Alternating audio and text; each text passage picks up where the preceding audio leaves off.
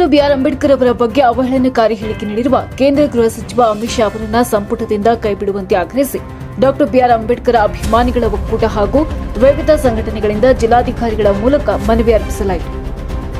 ಈ ವೇಳೆ ಅಮಿತ್ ಶಾ ಅವರ ಪ್ರತಿಕೃತಿ ದಹನ ಮಾಡಿ ತಮ್ಮ ಆಕ್ರೋಶ ವ್ಯಕ್ತಪಡಿಸಿದ್ದಾರೆ.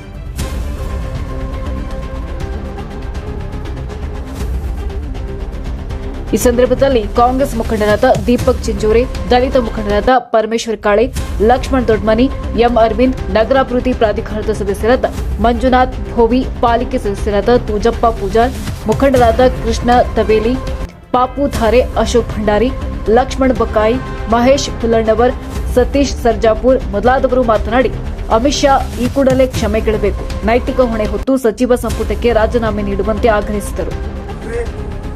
ಬೆಳಗ್ಗೆ 6 ಗಂಟೆಯಿಂದಲೂ ಕೂಡ ಈ ಒಂದು ಹೋರಾಟವನ್ನ ಎಲ್ಲ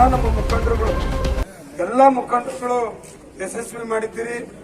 ನಿಮ್ಮ ಈ ಬಾಬಾ ಸಾಹೇಬ್ ಅಂಬೇಡ್ಕರ್ ಅವರ ಬಗೆಗಿನ ಅಭಿಮಾನ, ಈ ಸಂವಿಧಾನದ ಬಗೆಗಿನ ಗೌರವವನ್ನ ಕಂಡು ನಿಜಕ್ಕೂ ನಾನು ಕಣ್ಣಲ್ಲಿ ನೀರು ಬಂದಿತ್ತು. ನಾನು ಮಧ್ಯಾಹ್ನ 12ವರೆಗೆ ಅಷ್ಟು ಗೌರವ ಪ್ರೀತಿ ನಿಮ್ಮಲ್ಲಿ ಬಾಬಾ ಸಾಹೇಬ್ರ ಬಗ್ಗೆ, ಈ ಸಂವಿಧಾನದ ಬಗ್ಗೆ ಇರೋದನ್ನು ನೋಡಿ, ಮತ್ತು ಇಷ್ಟೆಲ್ಲ ಕಿಚ್ಚಿನಿಂದ ಬೆಳಗ್ಗೆ 6ರಿಂದ ಇವತ್ತು ಇಲ್ಲಿವರೆಗೂ ನಮ್ಮೊಟ್ಟಿಗೆ ಎಲ್ಲಾ ಮುಖಂಡರೊಟ್ಟಿಗೆ ನಿಂತು ಹೋರಾಟ ಮಾಡಿದ್ದಕ್ಕೆ ನಿಮಗೆ ಹೃತ್ಪೂರ್ವಕ ಧನ್ಯವಾದಗಳನ್ನು ಅರ್ಪಿಸೋದಕ್ಕೆ ಇಷ್ಟಪಡ್ತೀನಿ.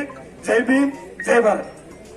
ಏನು ಬಾಬಾ ಸಾಹೇಬ್ ಅಂಬೇಡ್ಕರ್ ವಿರೋಧವಾಗಿ ಮಾತನಾಡಿದಂತ ಅಮಿತ್ ಶಾ ವಿಚಾರವಾಗಿ ಏನು ಹೋರಾಟವನ್ನ ಮಾಡಿದ್ವಿ, ಈ ಧಾರವಾಡ ಬಂದ ಸಂಪೂರ್ಣ ಯಶಸ್ವಿಯಾಗಿದೆ.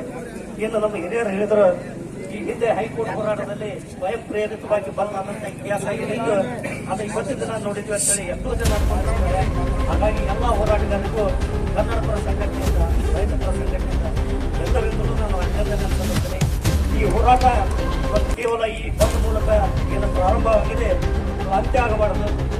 ಇದು ನಿತ್ಯ ಈ ಬಂದ್ ರೂಪದಲ್ಲಿ ಅಲ್ಲ, ಇನ್ನ ಬೇರೆ ಬೇರೆ ವಿವಿಧ ರೀತಿಯ ಏನು ಹೋರಾಟಗಳ ಮೂಲಕ ಇದು ನಿರಂತರವಾಗಿರಬೇಕು. ಎಲ್ಲಿವರೆಗೆ ಅಮಿತ್ ಶಾ ಅವರನ್ನ ಅಧಿಕಾರದಿಂದ ಇಳಿಸೋದಿಲ್ಲವೋ ಅಲ್ಲಿವರೆಗೆ ಈ ಹೋರಾಟ ನಿರಂತರವಾಗಿರಬೇಕಂತೇಳಿ ಎಲ್ಲ ನನ್ನ ಹೋರಾಟದ ಹಿರಿಯರಿಗೆ ನಾನು ಕೇಳ್ಕೊಳ್ಳುವ ಮೂಲಕ ಕರ್ನಾಟಕ ರಕ್ಷಣಾ ವೇದಿಕೆ ಪ್ರವೀಣ್ ಕುಮಾರ್ ಕಟ್ಟಿಮಠ ಯಾವತ್ತೂ ಈ ಹೋರಾಟಕ್ಕೆ ಸದಾ ಬೆಂಬಲವಾಗಿ ನಿಂತರಂತೆ ನಮ್ಮ ತನುಮನತನದಿಂದ ನಾವು ಈ ಹೋರಾಟವನ್ನು ಬೆಂಬಲಿಸುವಂತ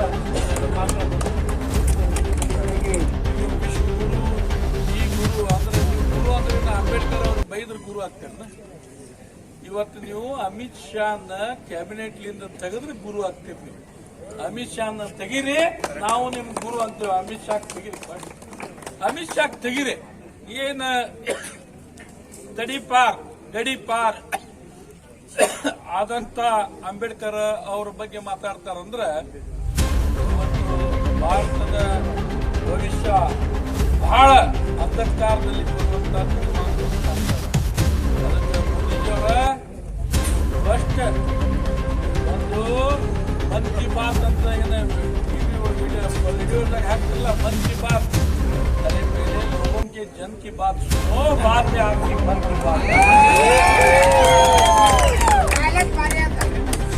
डायलॉग ಇದು ಬಾಳದು ಅವರು ಬಿಜೆಪಿ ಅವರು ಏನಂತ ತಿಳ್ಕೊಂಡಾರ, ಈಸ್ಟ್ ಇಂಡಿಯಾ ಕಂಪನಿ ಅಂತೇಳಿ ಇಂಗ್ಲೆಂಡ್ ಎಲ್ಲ ನಮ್ಮ ನಾಯಕರುಗಳೇ ಈಗಾಗಲೇ ಬೆಳಗಿನಿಂದ ಇಲ್ಲಿವರೆಗೂ ಹೋರಾಟದಲ್ಲಿ ಪ್ರತಿಯೊಬ್ಬ ಮುಖಂಡರು, ಎಲ್ಲ ದಲಿತ ಪರ ಸಂಘಟನೆಗಳು ಹಾಗೂ ಪಕ್ಷಾತೀತವಾಗಿ ಏನು ಒಂದು ಇವತ್ತು ಪ್ರತಿಭಟನೆ ಹಮ್ಮಿಕೊಂಡಿದ್ದೇವೆ, ಇದು ಸಂಪೂರ್ಣವಾಗಿ ಯಶಸ್ವಿಯಾಗಿದೆ. ಏನು ಅಮಿತ್ ಶಾ ಅವರು ಲೋಕಸಭೆಯಲ್ಲಿ ಒಂದು ಅವಹೇಳನಕಾರಿ ಮಾತನ್ನ ಹೇಳಿದ್ದಾರೆ. ಇವತ್ತು ಅವರು ಸ್ವರ್ಗ ಅಂತ ಅವ್ರು ಸ್ವರ್ಗ ನೋಡಿರಲು ಗೊತ್ತಿಲ್ಲ, ನಾವಂತೂ ಸ್ವರ್ಗ ನೋಡಿ. ಅವರು ಹೇಳುವಂತ ಹೇಳಿಕೆ ಒಳಗೆ ಆ ಪುಣ್ಯಾತ್ಮ ಅವಾಗ ಮಾನವೀಯತೆ ಇದ್ರ, ನೈತಿಕತೆ ಇದ್ರ ಆದಷ್ಟು ಬೇಗ ಅವ ಹೇಳಿಕೆಯನ್ನು ವಾಪಸ್ ತಕ್ಕೊಂಡು ಲೋಕಸಭೆ ಅಧಿವೇಶನ ಆಗಲಿ ಅಥವಾ ಒಂದು ಸಚಿವ ಸಂಪುಟದಲ್ಲಿ ಆಗಲಿ ಅದನ್ನ ಕ್ಷಮಾಪಣೆ ಮಾಡಿಕೊಂಡು ಕ್ಷಮೆ ಕೇಳಬೇಕು. ಈಗಾಗಲೇ ನಮ್ಮ ಪರಮೇಶ್ವರ್ ಕಾಳೆ ಅವರು ಹೇಳ್ಯಾರ, ಇವತ್ತಿನ ಹೋರಾಟ ಹಮ್ಮಿಕೊಂಡಿದ್ದೇವೆ. ಅಮಿತ್ ಶಾ ಅವರಷ್ಟೇ ಅಲ್ಲ, ಕೇಂದ್ರದಲ್ಲಾಗತಕ್ಕಂಥ ಪ್ರತಿಯೊಬ್ಬ ಸಹೋದರರು ಸಹ ಸಂವಿಧಾನ ಗೊತ್ತಿಲ್ಲ. ಅವರು ಕೇವಲ ಜಾತಿ ಇದೆ, ಒಂದೇ ಒಂದು ಜಾತಿ ಗಲಭೆ ಹೊಸದು. ಇವತ್ತು ಯುವ ಮಿತ್ರರಿಂದ ಯುವಕರ ಒಂದು ವಿಜ್ಞಾಪನೆ ಕೈ ಮೂಲಕ ಹೋಗ್ತಾ ಇದ್ದೇನೆ. ಚುನಾವಣೆ ಬಂದಾಗ ನಾವು ಹಿಂದೂ ನೀವೊಂದು ಅಂತೇಳಿ ನಿಮ್ಮೆಲ್ಲರ ಮತವನ್ನು ತಾವು ಸ್ವೀಕಾರ ಮಾಡ್ತಾ ಇದ್ದಾರೆ. ಮತವನ್ನು ತೆಗೆದುಕೊಂಡ ಮೇಲೆ ನಮ್ಮ ಆತ್ಮ, ನಮ್ಮ ಹಾರ್ಟ್, ನಮ್ಮ ಹೃದಯ ನಮಗೆ ಮಾತಾಡಲಿಕ್ಕೆ ಸ್ವಾತಂತ್ರ್ಯ ಕೊಟ್ಟಿದ್ದಾರೆ, ಸಂವಿಧಾನ ಬರೆದಿದ್ದಾರೆ. ಈ ದೇಶದ ಪಿತಾಮಹ ಪ್ರತಿಯೊಬ್ಬರ ದೇಹದಲ್ಲಿ ಕೆಂಪು ರಕ್ತ ಯಾರ ಮೇಲೆ ಹರಿತಾ ಇದೆ, ಎಲ್ಲರಲ್ಲೂ ಸಹ ಒಂದು ಹಾರ್ಟ್ ಆಗಿ ಕೆಲಸ ಮಾಡ್ತಕ್ಕಂಥ ಅಂಬೇಡ್ಕರ್ ಅವರಿಗೆ ಏನು ಅವಮಾನ ಮಾಡಿದ್ದಾರೆ, ಇದು ಖಂಡನೀಯ. ಇದು ತಾವಿಷ್ಟಕ್ಕೆ ಮರಿಬಾರದು. ಮುಂದೆ ಬರ್ತಕ್ಕಂಥ ದಿವಸದೊಳಗೆ ಸ್ವತಂತ್ರ ಮಂತ್ರಿಗೆ ಬರ್ತಾರೋ ನಾವ್ ಹಿಂದೂಗಳ್ರಿ, ನಾವ್ ಹಿರಿಯಲ್ಲಿ ಹಿಂದುತ್ವ ಅನ್ನು ಮುಂದೆ ಅಂಬೇಡ್ಕರ್ ಅಂಬೇಡ್ಕರ್ ಮಹಾನ್ ಮಾನವತಾವಾದಿಗೂ ಸಹ ಅಂತಕ್ಕಂಥ ವಿಚಾರ ಬಂದಂತಾಗ ಎಂತವ್ರು ಅನ್ನೋದನ್ನ ದಯವಿಟ್ಟು ಎಲ್ಲ ಯುವ ಮಿತ್ರರು ಅರ್ಥ ಮಾಡ್ಕೊಳ್ಬೇಕು. ನಾನು ಮಾತಾಡಕೊಟ್ಟಂತ ಎಲ್ಲ ನಮ್ಮ ದಲಿತ ಹಿಂದುಳಿದ ವರ್ಗ ಬೆಳಿಗ್ಗೆ ಅಂದ್ರೆ 3 ದಿವಸದಿಂದಲೇ ನಾವೆಲ್ಲ ಎಂ ಅರವಿಂದ ಸಾಹೇಬರು, ಪೂಜಾರಿ ಅಣ್ಣವರು, ಬೈರವರು, ಮತ್ತು ನಮ್ಮ ದಿಬ್ಬ ಚುಂಚೂರಿ ಅವರು ಸಹ ಅವರು, ಮತ್ತು ನಮ್ಮ ಪರಮೇಶ್ವರ್ ಕಾಳೆ ಅವರು, ಸತತ ರಮೇಶ್ ಅವರು, ಎಲ್ಲರೂ ಅವರು ಇವರಲ್ಲಿದ್ದ ಲಕ್ಷ್ಮಣ ಬೊಕ್ಕಾಯಿ ಅವರು ಎಲ್ಲರೂ ಕೂಡ್ಕೊಂಡು ಹಗಲಿರಲು ಇದನ್ನ ಮೀಟಿಂಗ್ ಮಾಡಿ ಈ ಲಾಲಾಕ್ ನನ್ನ ಮಗ ಇವು ಹೊಟ್ಟಿಗೆ ಅನ್ನ ತಿನ್ನಂಗಿಲ್ಲ, ಅಮಿತ್ ಮಂಗ್ಯಾನ ಮಗ, ನಮ್ಮ ಧಾರವಾಡ ಭಾಷೆ, ಈ ಮಂಗ್ಯಾನ ಮಗಗೆ ಎಷ್ಟು ಕಾಲ್ಮರ್ಲೆ ಹೊಡೆದ್ರು ಅಷ್ಟೇ. ಯಾಕಂದ್ರೆ ನಾವು ಕಾಲ್ಮರ್ಲೆ ಮಾಡ್ತೀವಿ, ಕಾಲ್ಮರ್ಲೆ ಹೊಡೆಯೋರು ನಾವು. ಈ ಮಂಗ್ಯಾನ ಮಗ ಜಾತೀಯತೆ ಮಾಡ್ತಾನೆ. ಜಾತೀಯತೆ ಈ ಭಾರತ ದೇಶದಲ್ಲಿ ಜಾತೀಯತೆ ಮಾಡಿದವ ಯಾವನು ಹುಚ್ಚಳಾಗಿಲ್ಲ, ಆಗೋದು ಇಲ್ಲ. ಇವರಷ್ಟು ಕುತಂತ್ರ ಎಷ್ಟು ಇವರು ಒಂದು ನಮ್ಮ ರಾಜಕೀಯ ಕುತಂತ್ರಗಳು ಮಾಡ್ತಾರ, ಇವ್ರು ಹಿನ್ನೆಟ ಹಾಕ್ತಾರ. ಯಾರ ರಾಜಕೀಯ ಒಳಗೆ ಜಾತೀಯತೆ ಮಾಡೋದಿಲ್ವೋ ಅವ ಯಾವಾಗಲೂ ರಾಜ್ಯದಾಗ ರಾಜ್ಯ ಆಗ್ತಾನ ಅನ್ನುವಂತ ಮಾತನ್ನ ನಾ ಈ ಸಂದರ್ಭದಲ್ಲಿ ಹೇಳ್ತೀನಿ.